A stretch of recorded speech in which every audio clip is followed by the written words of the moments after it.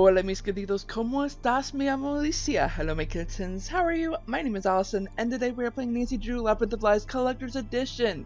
I am super excited today because we are actually getting some work done. We're gonna work on those vase display, as some people would like to say.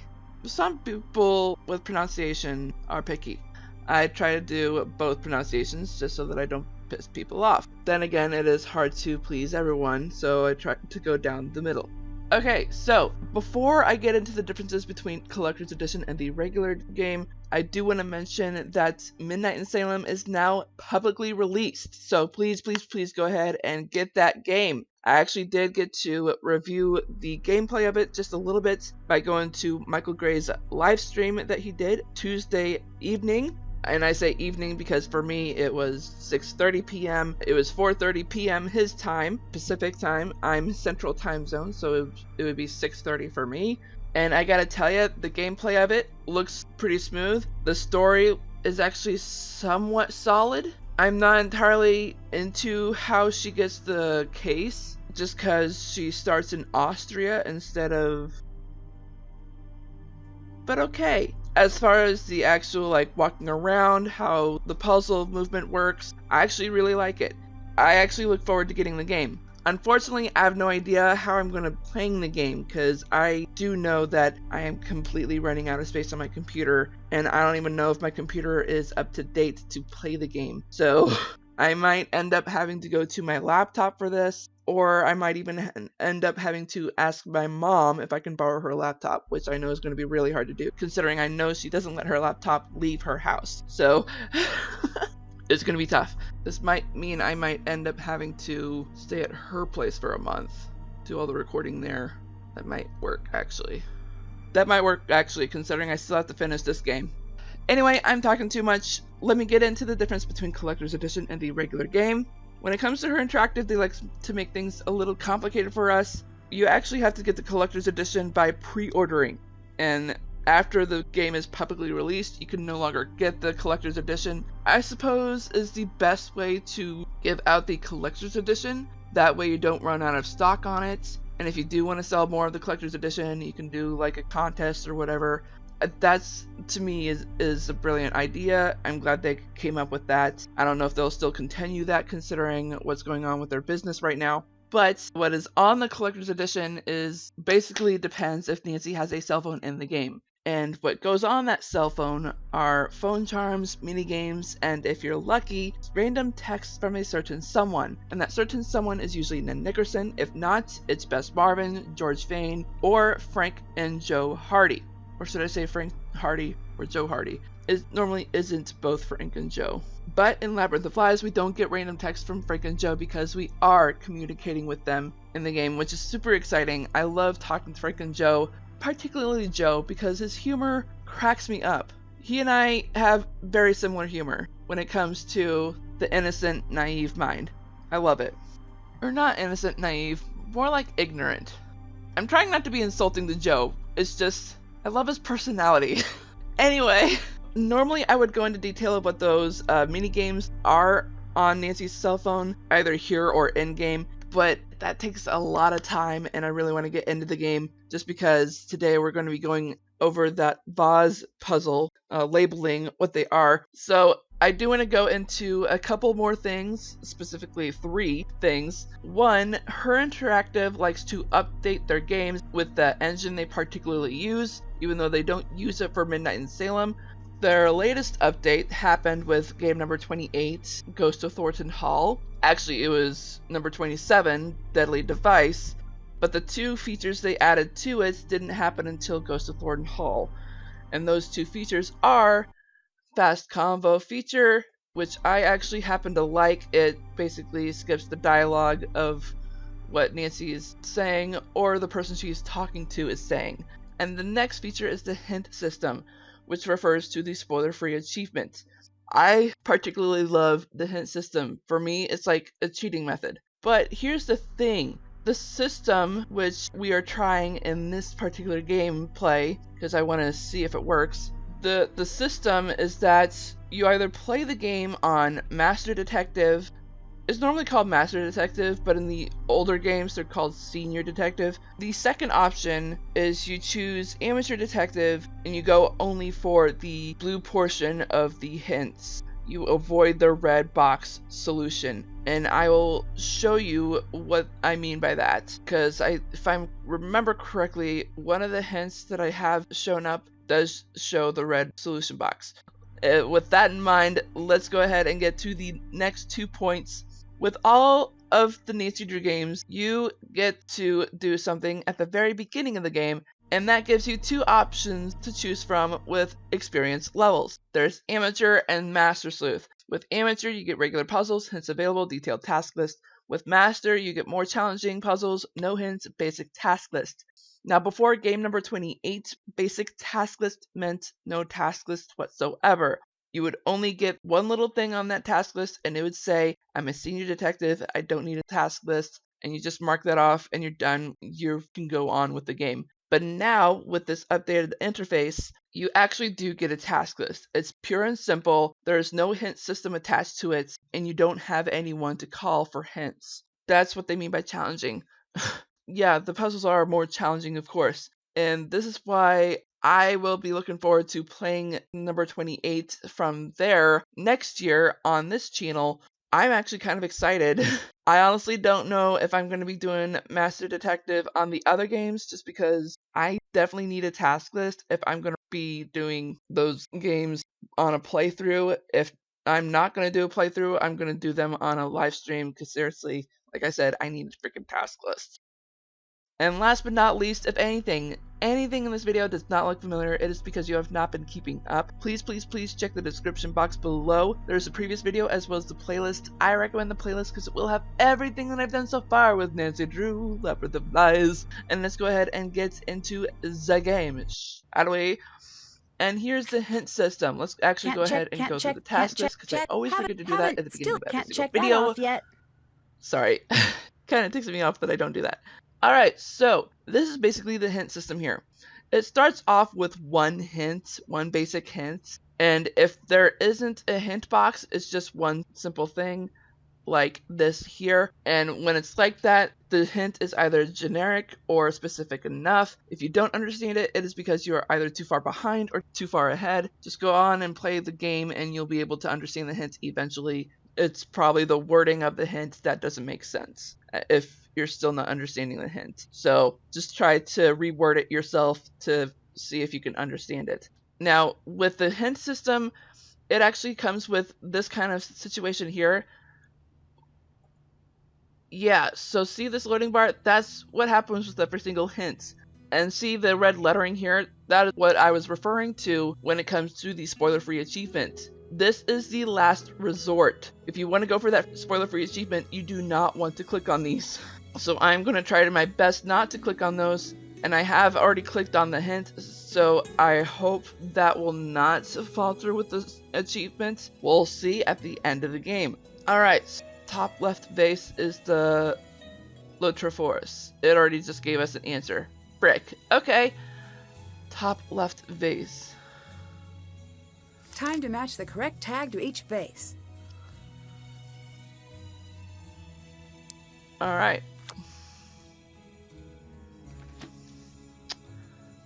Let's actually go ahead and... Oh, okay, it already closed for us. Got it. Art book.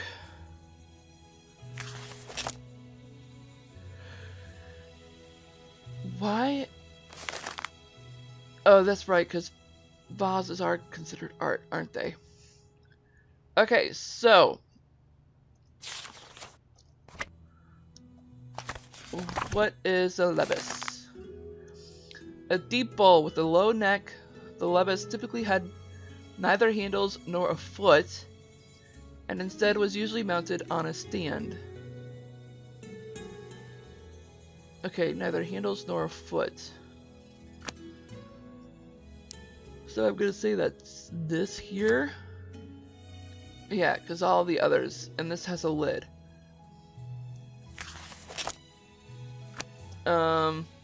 Let's go with Lekythos. This vase was used for storing perfume oils and typically rested in a heavy stand. A tall, vertical handle on the back of the lekythos allowed for easy pouring.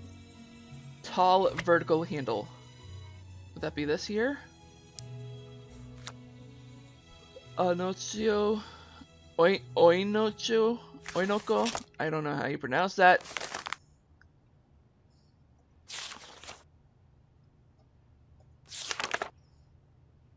A single high-handled vessel, taller than it was wide, with a trefoil mouth, was used for serving wine.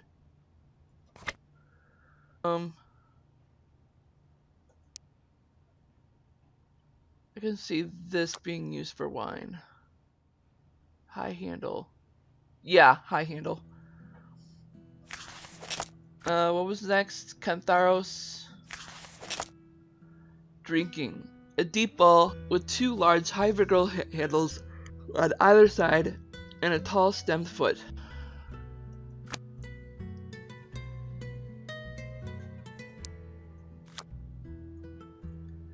And Pixis with a lid. Okay.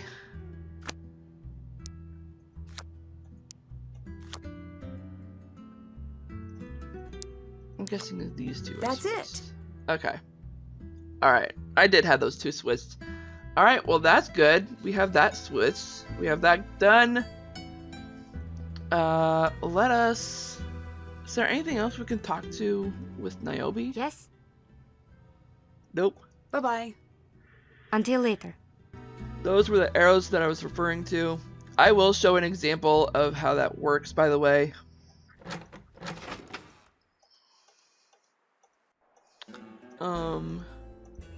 There's Xenia. Oh, hey, he's gone. This must be the red stitching Gregor mentioned on his tablet. Yep. Plutus? That's not a character in the Persephone story. Audition call sheet for the role of Plutus. Weird. Kostas Bezos will be performing. Interesting.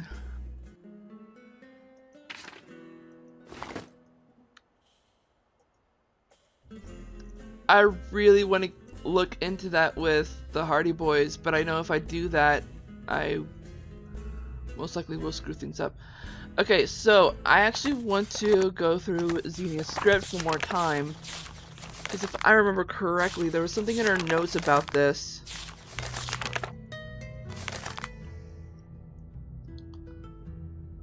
One, 8, 3, 5, 5. I need to figure out the combo.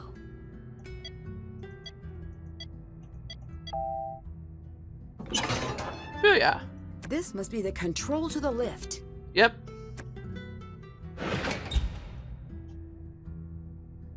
And I don't know if I mentioned this, but I love seeing this right here in the corner. This refers to Creature of Kapoor Cave. That's the wench that went to the crane. And that, I believe, was just a notebook on site. I don't think we ever got to go through it. This must be the spot to activate the lift. Yep. Alright, and let's go down.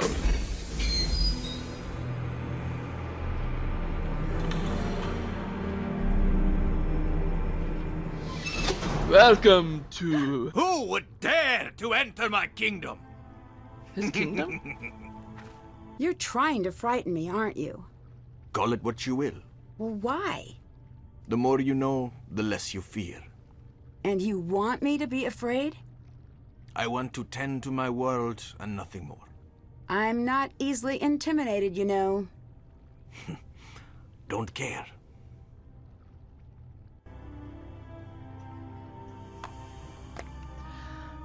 Yeah, I spotted that immediately. Weird. Is it weird that I... Hi, and I see a phone charm automatically. Gimme, gimme. Looks like he needs something before he'll take me across the river. Yep, looks like. And I guess that means we need some sort of coin. Because I am familiar with this dude.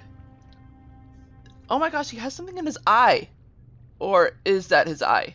Yeah, that is his eye, because the other one's missing. Whoop! There goes my keyboard.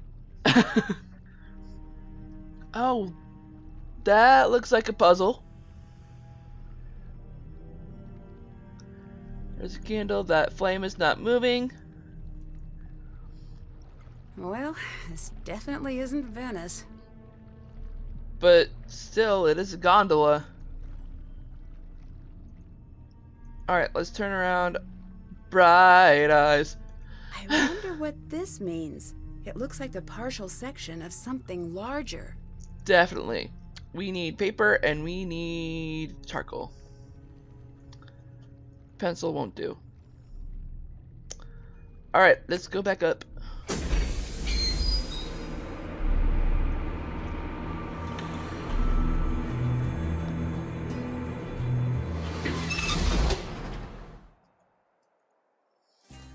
Well, it looks like we've finally met the whole cast.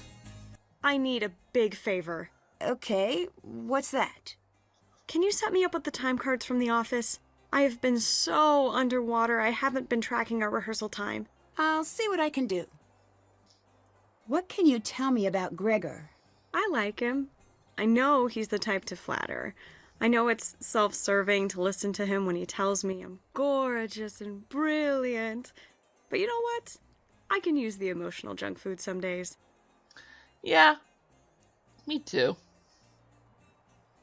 It seems a little strange that there are only 4 people in the entire cast and crew. A good stage director doesn't cast herself, but I understand Persephone.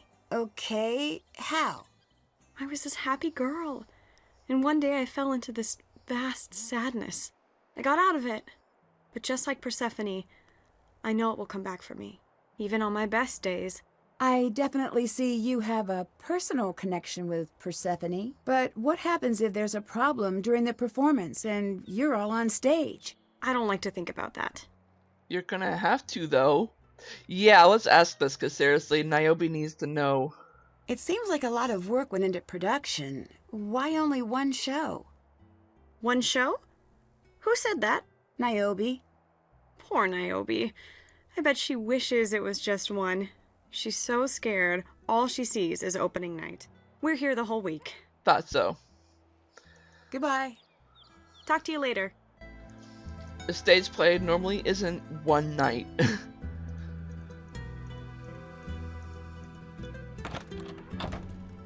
Alright, let's actually check the computer. I do know we should probably be heading out.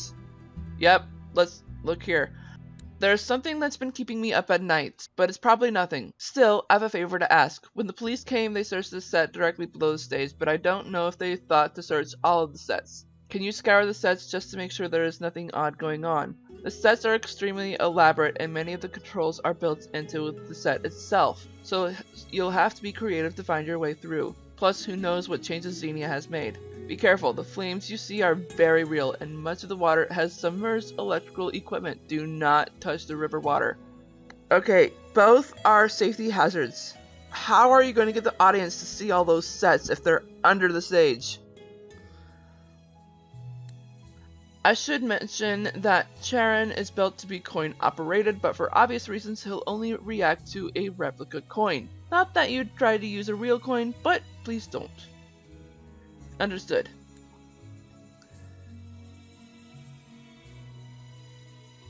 I think we do end up using a real coin though, because we do end up having to come over. Let's see if I can pay the ferryman with this. Yeah. Okay, so I'm not going to check anything off because I'm going to save that for the next video. But we did meet the troupe. We did label the vases. I think we might be. Oh wait, no, we're not done with that because of the next part. Let me actually fast forward to the next parts. There we go.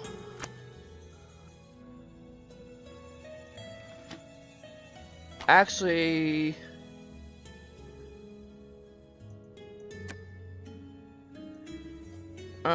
Before... Actually, yeah, we should be heading out right now, especially with what time it is right now and where I'm recording, when I'm recording. I need to be heading downstairs for something important. So, I'm gonna save here. Pop pop pop pop pop pop pop pop boom pop boom boom pop boom boom pop boom boom pop pop. Let's go to the main menu, save again so I don't make a mistake. Seriously, every time I say don't make a mistake, it is referring to Tomb of the Lost Queen. If you have not finished Tomb of the Lost Queen, my reference will not make any sense. But I know that I still haven't finished Tomb of the Lost Queen, so that joke is kind of pointless here. As much as I want to do a quick review of Labyrinth of Lies and compare it with the book, I am kind of running out of time. I gotta get going, everyone. I love you all, my beautiful kittens and viewers. I seriously hope I helped you out at least a little bit. If not, I am not doing my job. And I actually do hope you enjoyed the video. I will talk to you all in the next video, which will be Labyrinth of Lies Part 8. I love you all so much, my beautiful kittens and viewers. Talk to you later. And on that note, I hope you enjoyed this video. If so, smash that like button like a kitten would. And if you're just now tuning into this channel, go ahead and click that ugly red subscribe button, make it that beautiful gray, as well as that bell icon right next to it. That will notify you of all the videos that I do, which are on Tuesdays and Thursdays, as well as Sundays, and even Wednesdays, which are late videos, and vlogs, which rarely happen. And I hope you all have a great morning, afternoon, evening, or night, wherever you are in the world. I am Sweet Rascally Rabbit saying goodbye. Stay awesome and stay on YouTube!